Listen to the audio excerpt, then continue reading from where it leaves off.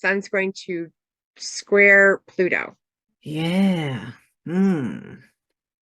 So Sun square that's Pluto. power struggles. It's arrogance. Arrogance seems to be coming up a lot, with that Aries stuff. Yeah, Sun square Pluto can be a little bit, you might not feel fully in control. You might feel a bit pushed and pulled, like you're not fully in control of what's happening. Really interesting that Venus is going to be really close to it at the time. So I like that. But we're going to have Venus square Pluto the next day. Yeah, a lot of depth, honesty, maybe you kind of come to some realization about yourself, a self-truth that perhaps you weren't ready to face or you weren't kind of aware of. Pluto's direct. That sun is in fall though, so the sun is usually about, being the one, the king, the hero or whatever, whereas in Libra it's more about, the other or us. So yeah, maybe kind of Yeah, I a was thinking the Persephone Hades theme interesting. ought to be coming up. That Mm, that that lack of that lack of power. Somebody's taking away your power.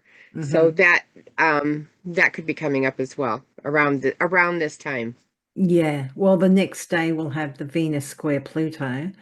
And that Yeah, I was just thinking with that debilitated sun and it's conjoined to Venus square Pluto.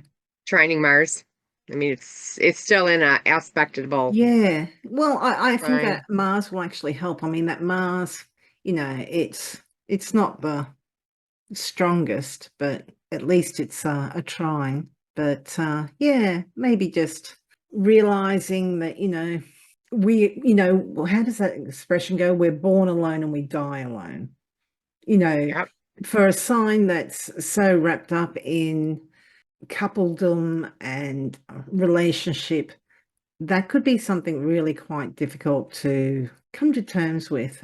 And of course, I'm talking like it's a person, but that's just, yeah, maybe this is something that some people will go through at this time, particularly if this is hitting particular planets, natal planets, or chart points in your natal chart. This might be more significant, but generally feeling, you just don't feel in control.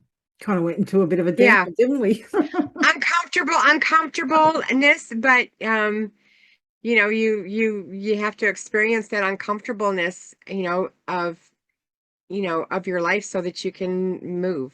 I mean, Mm, it does, it uncomfortableness does tend to spur you on to, you know, mhm.